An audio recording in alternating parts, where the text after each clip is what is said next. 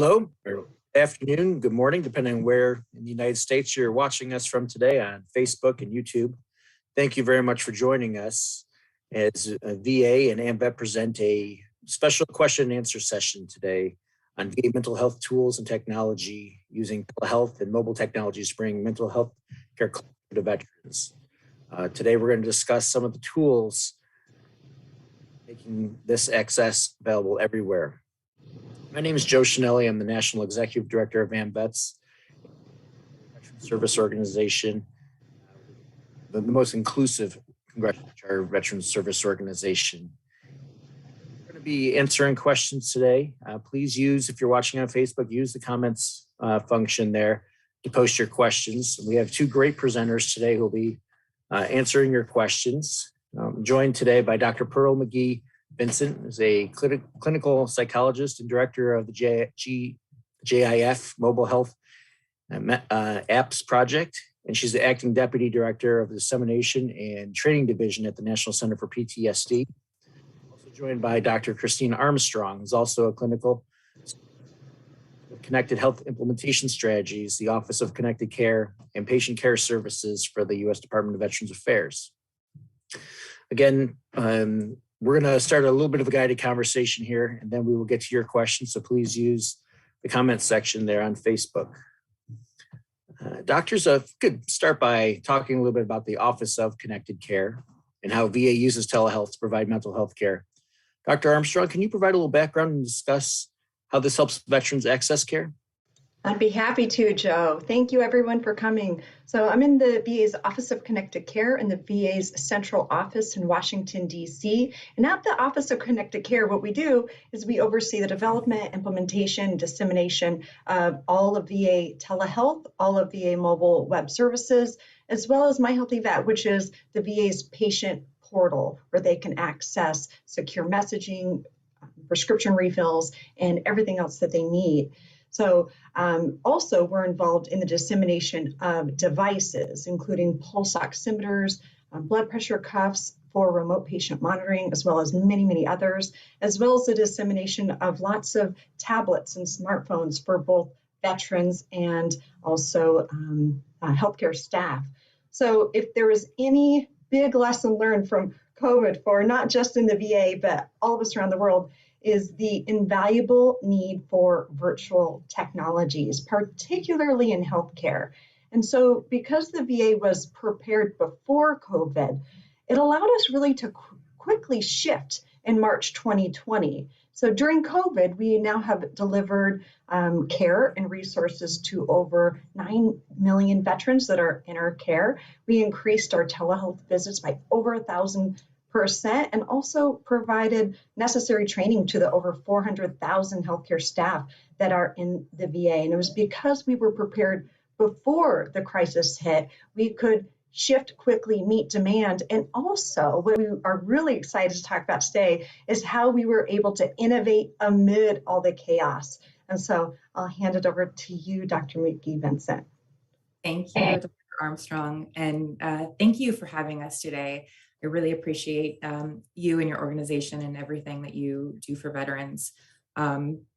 Just to start, I do work for the VA and the National Center for PTSD. Anything I express today comes from my own opinion, representing myself.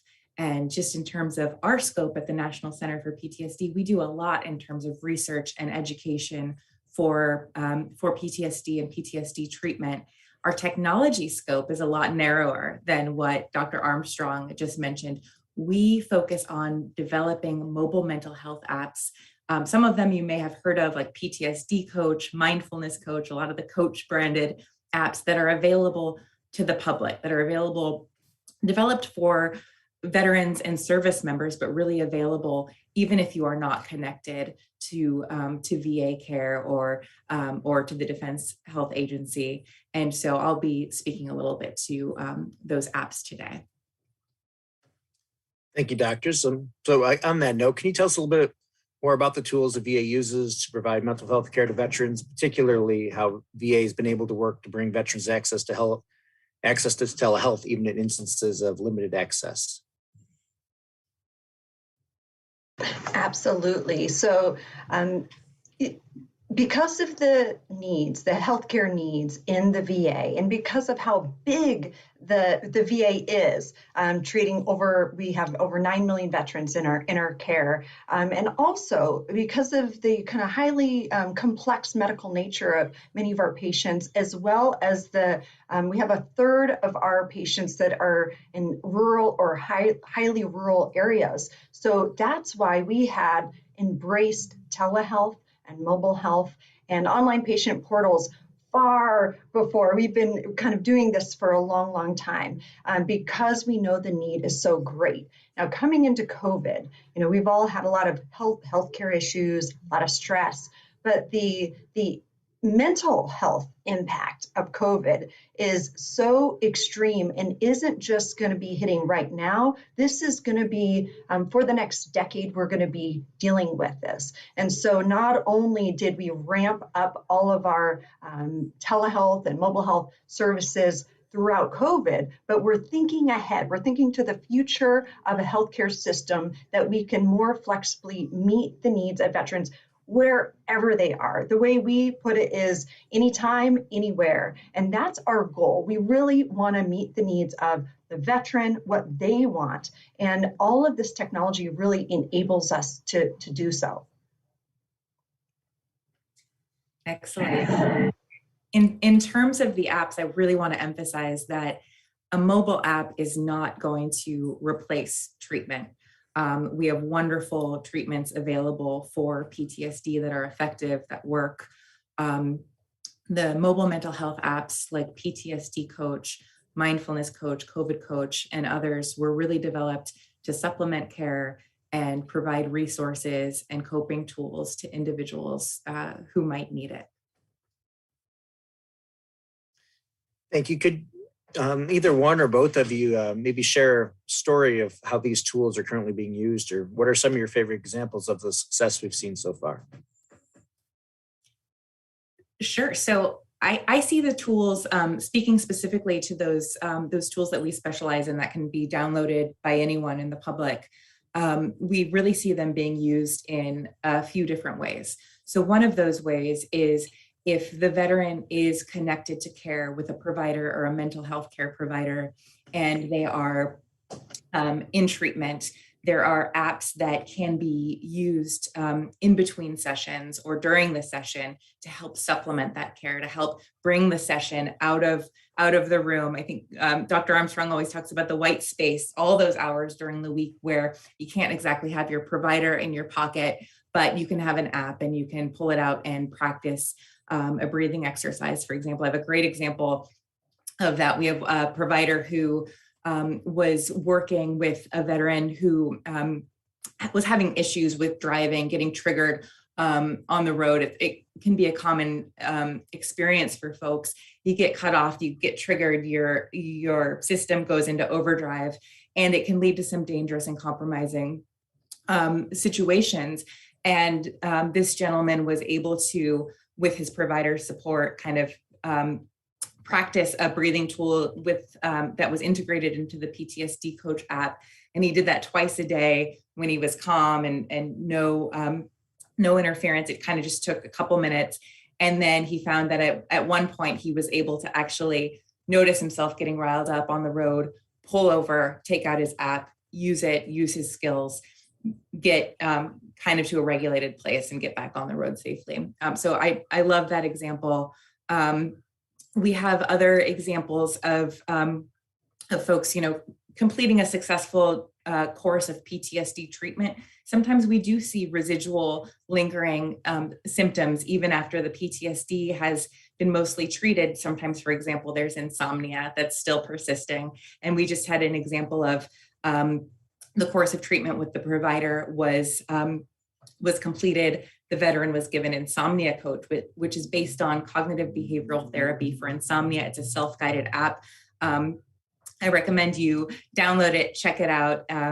It's free, available in the Google Play Store if you're an Android user, or the App Store if you're an iOS user. There's also an online version if you don't have a mobile device at www.vets.gov veterantraining.va.gov called Path to Better Sleep. But this veteran was able to use this self-guided version, and at his 4-week post-treatment checkup, his insomnia was doing much better. He'd actually achieved a 95% sleep efficiency. So again, these tools don't replace care, but they can have a role in supplementing treatment with a provider. There's also the use case of folks that, for any number of reasons, are not connected to care with a provider, whether it's stigma, whether it's, kids and work and issues with scheduling, or any number of issues. Again, these tools are not going to replace treatment when treatment is needed, but they can provide some education. Most of the apps include some form of learn topics, which help you learn about PTSD, about mindfulness, about coping during the time of COVID in COVID Coach, with resources. And you can get some great coping tools as well. One of my favorite features, and we get a lot of good feedback on this, and it's in many of our apps, but particularly I like the version that's in COVID Coach, is the ability to track symptoms over time. And so you can open the app, go into the section that allows you to track, and you can monitor your mood over time. You can monitor your anxiety over time, and just kind of get a sense of your baseline. And when you're maybe escalating a little bit, need to call your provider, need to up those coping skills, et cetera. So we get a lot of feedback. I have patients that say like, oh, I'm down to a 2 now on my depression, and really appreciate getting that feedback from the app. We've also had, I think some people are a little resistant to mindfulness at first, and we know from the research that it can help with a ton of different things. It can be really hard to practice and to stick with and to get used to. And we've actually had veterans say that they've done the groups at VA. They've done the one-on-one mindfulness training, and it didn't click until they did the mindfulness training in the app. So Mindfulness Coach, there's actually a 12-step training program. And it's not 12-step as in AA, but a 12-module training program. And it starts you off really slow with just a minute of mindfulness, and provides some frequently asked questions and answers to really help you wrap your head around it. Again, apps aren't for everybody. They're not a magic bullet. They're not going to cure you if you need mental health treatment with a provider, but they can really, we've seen them really help people and really offer that supplementary support. Absolutely. And I do want to follow up regarding the COVID Coach. And so I do have lots and lots of stories of, these digital tools benefiting patients within the VA, and also service members and the public as well. So we do have a whole suite of mobile apps and tools available that are free and available to the public. You can just go to the Apple App Store, the Google Play App Store, and you can just download any of these for free. And so you can see there on the screen, mobile.va.gov is our VA App Store. And this is the one-stop portal. You can see everything that's available. We now have over 60 apps, and quite a few of those are available to anybody. The ones that are not available to anybody, they require for veterans a DS logon or ID.me or My Healthy Vet Premium logon credential. So those tools include Annie, which is the VA's automated text message platform. And so it allows veterans to go in and either self-subscribe to we have about 300 different, we call them protocols. They're automated Annie protocols. And so then you get these automated messages that kind of check in on you. And so then we created at least 6 for COVID, for all different levels of care. So if you're in isolation or quarantine and your provider needs to be checking in, what's your temperature, but can't be physically in the same room with you. If you're isolating at home, for example, your provider could then log into the staff-facing portal and be able to see and track your data over time. But you as a veteran can also go and log in and see your data over time as well. So we have it for isolation quarantine. We have it for just if you're concerned about COVID symptoms, we have that. We also have protocols available for just managing the emotional aspects of coping with everything that's going on, the stress involved with COVID. We also just put out ones that have vaccine reminders. So you go and get your first vaccine, and so then we have automated message so that you can get a reminder when you can get your second one. And all this is, we provide this if the veteran wants this, but these are some of the tools that are really just for veterans and VA staff. The other thing I want to say about COVID Coach, which is my absolute favorite of all of them, is it's not just for patients or people that are concerned about COVID. It is such a good symptom tracker just for anything. So I use it as a healthcare provider to be tracking my own burnout. So I know healthcare providers, not just, we have 400,000 healthcare providers in the VA, but healthcare providers around the world are burnt out. And so when it was first released about over a year ago now, I have been tracking my anxiety, depression, and PTSD symptoms ever since. And also, it has this really amazing customizable option for setting your own goals. And so I really appreciate that, and I use it almost every day. Thank you. So first question we have from our viewers on Facebook, obviously veterans value their privacy and want to ensure anything that's kept on them is done so in the right way. So does the App Store, do the apps themselves store health information from veterans? So I can speak to the publicly available apps from the National Center for PTSD. And the answer to that is no, we are not able to collect, store, or share any identifiable information from the apps. There is some de-identified aggregated information that we're able to get, like how many times the app was downloaded, or certain information about crashes and bugs, and things like that. But we can never see where the app was downloaded to beyond the country code. So we can see the number of downloads in the US versus Europe versus Australia, et cetera.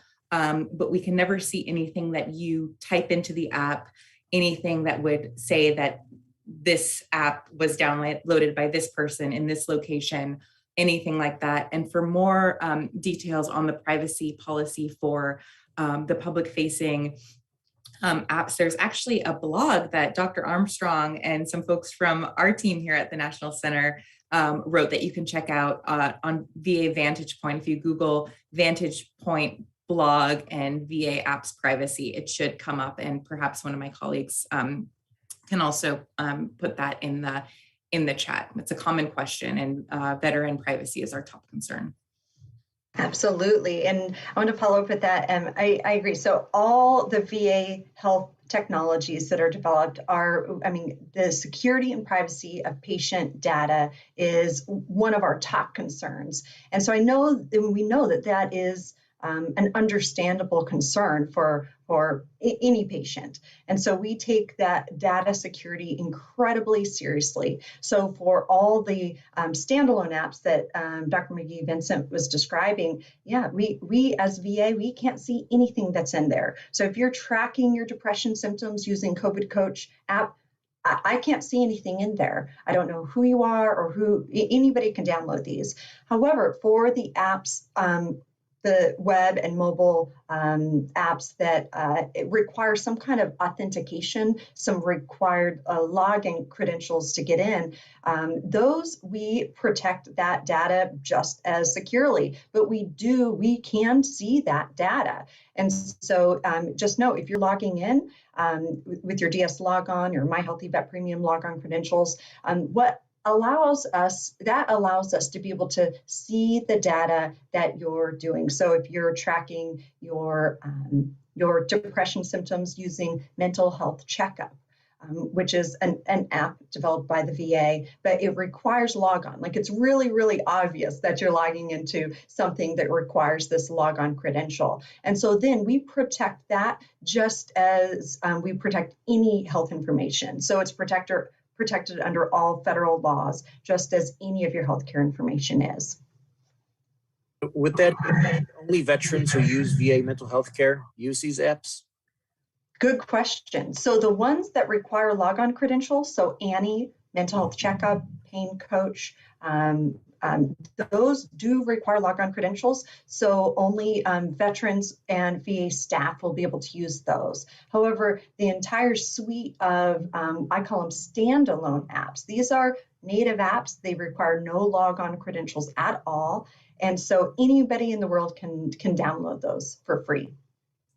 And if you are wondering which apps are kind of free, publicly available versus the ones that you get if you're enrolled in VA care, on our National Center for PTSD website, there's a mobile page which lists all of the public-facing apps that adhere to the privacy restrictions that I was describing and can be really used by anyone. And we recommend that family members check them out. There's PTSD Family Coach, for example, that can be downloaded and used for family members who want to educate themselves or need their own coping to help them manage. So hope that helps answer that question. Yeah, another trick. This is a pro tip for how to know which ones require logon credentials and which ones don't.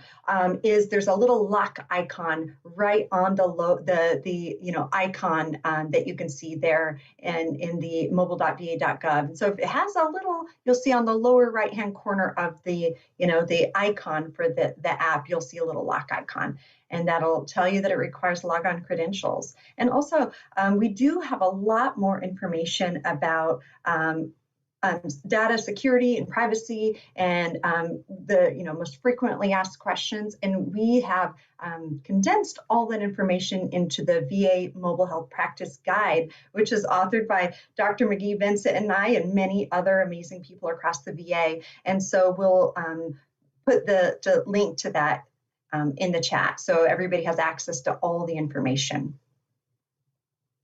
Okay, thank you. Another question from the viewers. Are specific technologies and tools available to organizations such as nonprofit writing and arts programs to access for coaching and work with veterans during their programming? In terms of the technologies that I'm involved with, again, they're accessible to anyone. I love that there are programs for veterans, nonprofits that support veterans in the arts and writing, and they need stress management too and coping. As for coaching via technology or therapy via technology, again, that would involve enrollment in a healthcare program such as the VA. But in terms of the technologies that I can speak to, I would recommend that the folks that run the nonprofits or teach the classes familiarize themselves with the things that are free and available to all veterans and to everyone, so that they can recommend these vetted and useful tools. So, for example, the training courses available at veterantraining.va.gov, as well as the apps.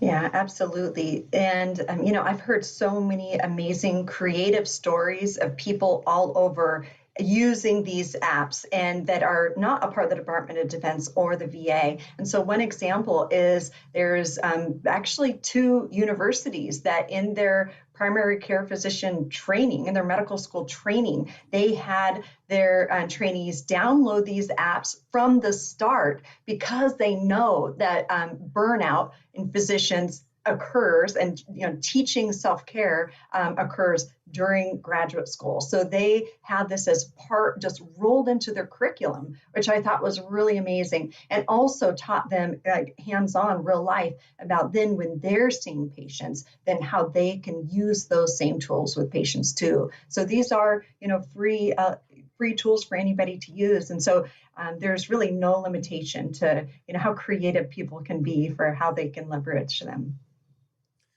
One particular seems to be getting a little bit of attention, Annie. How does a veteran start using Annie? Absolutely. So they can, well, hopefully we'll be able to put the link in there, it goes straight to the VA App Store. So Annie is called an app, but it's actually a web platform. And so you go to mobile.va.gov and you log in, you just hit launch when you get, hopefully they'll put that link in there. And so you log in with your DS logon credentials, or if you have a My Healthy Vet account, you'll need a My Healthy Vet premium logon credentials. So whatever you use to log into My Healthy Vet, those are the same logon information that you use to log into Annie. Then you log on, and then you can search all the available protocols. So I love and I receive messages for coping during COVID. So that protocol. So then Annie automatically starts sending me messages saying, giving me really great tips on how to kind of stay focused, de-stress during these really difficult times for people. So I know that we've had at least 8,000 veterans already go in and self-subscribe, and we really haven't advertised it very much, but it just shows how big the need is out there and how creative and veterans are. They need access to these resources, and they're gonna find it. And so what we would love to do is be able to make this increase awareness that these tools are available so that we can make it easier for veterans to access these. So I know we only have 2 minutes left, but we don't have just veterans watching today. We also have our hidden heroes, the caregivers. How can they use these tools? Yeah, absolutely. Good. Go ahead, Dr. McGee. So for the apps that I discussed, the same way the veterans can, by going to your App Store or your Google Play Store and downloading a copy. Go ahead, Christy. Yeah, so you're right, Joe. I mean, the unsung heroes are the caregivers and family members. They're the ones that are there through thick and thin, and VA is here to support them as well. So all of these tools are, if they're just standalone apps that are free to anybody, caregivers and family members are encouraged to download these as well. And we have made those specific tools for family members, like PTSD Family Coach, because we know there's such a huge need out there.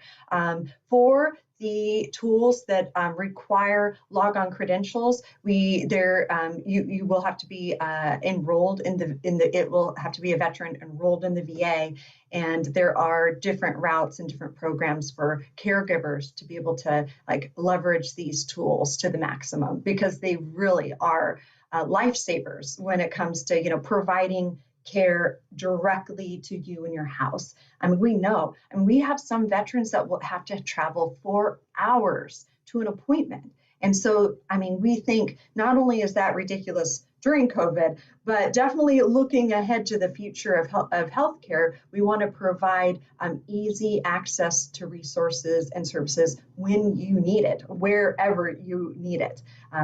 Really, I mean, if you're there and you're reaching out for help, we want to be there for you when you need it. Thank you. So one last quick question here. One of you please just again list out the names of the apps that are available publicly and where they can download them. Oh, that's like asking us to name the 7 dwarves or, the 25 dwarves, because it's a long list, but let's see. So you can get the list on, and we'll post the link in the chat, I believe, but for the public facing apps, they kind of fall into 2 categories. One are the self-guided and the other are the treatment companion, which you'd be more likely to use with a provider. For the self-guided, and I might need your help here, Christy, we've got PTSD coach, mindfulness coach, COVID coach, insomnia coach, couples coach, beyond MST, which is for survivors of military sexual trauma, and 10 more.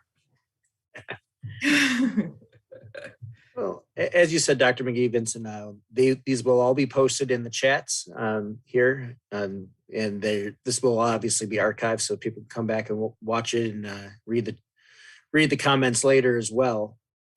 Really appreciate both of you, both Dr. McGee, Vincent, and Dr. Armstrong. Hope this was very valuable for those who watched today. I know we've had a lot of veterans, caregivers, and veterans advocates, and others who care about veterans. Encourage you all to check out these apps. If maybe you feel like you don't need it, I'd still encourage you to check them out. Familiarize yourself. You may come with along somebody who could use one of these. So knowing what resources, what tools are out there, very vital as we're all in this together. So thank you both very much. Thanks for having us. Thank you, Joe.